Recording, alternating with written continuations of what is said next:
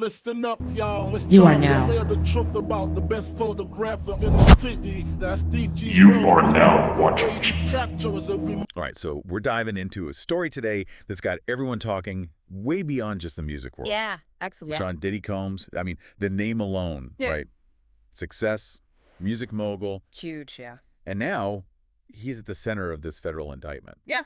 And it is hefty. It really is. It's important we start kind of acknowledging the scope of this case, you know? This isn't just like a small legal speed bump for him to get over. These are accusations that could really, really damage his legacy, his empire, everything. Yeah, we're not talking about just like a quick court appearance here. Yeah. This is serious stuff. Yeah. And it's not just like one single allegation either, right? Right. It's this 14-page indictment. Oh, yeah. It feels honestly more like a crime thriller than like, oh, here's the latest celebrity news. We're talking sex trafficking by force, fraud, or coercion. We're talking racketeering charges, illegal firearms, drug distribution. I mean, it goes on. Yeah, and what I think is interesting is this didn't exactly come out of nowhere. Right. If you look, there are articles, we've got articles from like years back where there were whispers of this, allegations that never quite Yeah, bubbling under the surface. exactly, even surveillance footage of an alleged assault. So this feels like it's been building for a long time, and it's finally Like a slow burn that's finally exactly. reaching a peak. And it's those details too that kind of make you stop and go, hold on a second. Like you mentioned those March 2024 raids Oh, yeah. on his properties, LA, Miami, over 1,000 bottles of baby oil and lubricants. Yeah, I mean that's not something you just have lying around, It's not your average house party. Not at Mm. all. It makes you wonder, what was actually going on? Why stockpile those specific items? It speaks to something more calculated, something more organized. It wasn't just a casual, oh, this is just what we had. This was intentional. And you couple that with the other things seized in those raids, firearms, we're talking drugs, digital devices, financial records. And this is where that term freak-offs comes up, right, in the indictment. It's describing these alleged events, and honestly, it's pretty disturbing, some of the things that it says went on. This is where it gets really sensitive, right? Because Yeah. the allegations are that these events, that he was using his power, his influence, to pressure, to coerce people into participating in these acts, often people who were, trying to make it in the industry, aspiring artists. Hoping for their big break. Exactly. And it wasn't even just the pressure to be there, it's the details, Yeah. right? The alleged drug use, potentially recording these things without physical emotional abuse. Yeah, and they go into some detail about that in the indictment. It's really tough to read, honestly. And I think what's getting to me, too, is the idea that this might not have been just some terrible lapse in judgment, but a pattern, Right. this organized system. And again, his position in the music industry, it makes you wonder how many people might have felt like they couldn't say anything. Absolutely. How do you say no to someone like Diddy, right?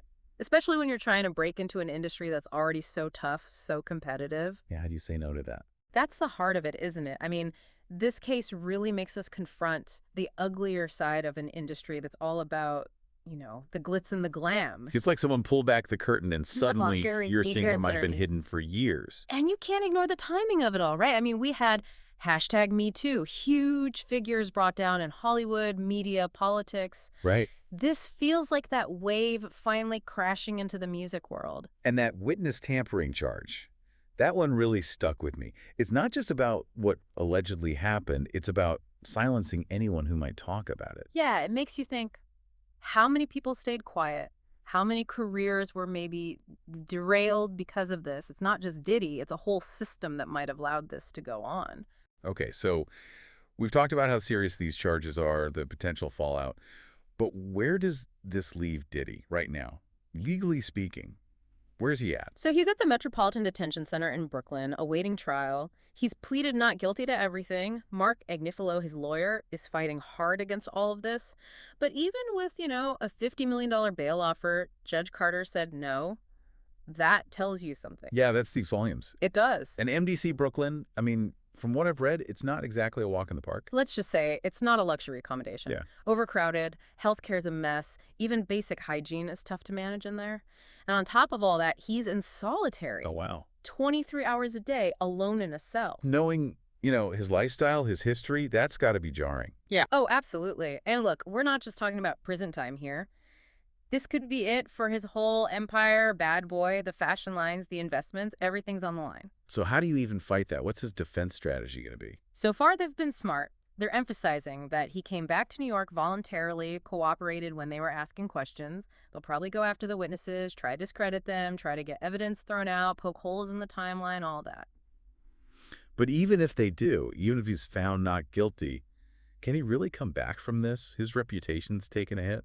That's the thing about these kinds of accusations, especially now. Social media, the court of public opinion, it moves so fast. It's relentless. Brands are already backing away. People he used to work with are quiet. It feels like the industry might be ready to move on, whether he's cleared or not. So where do we go from here?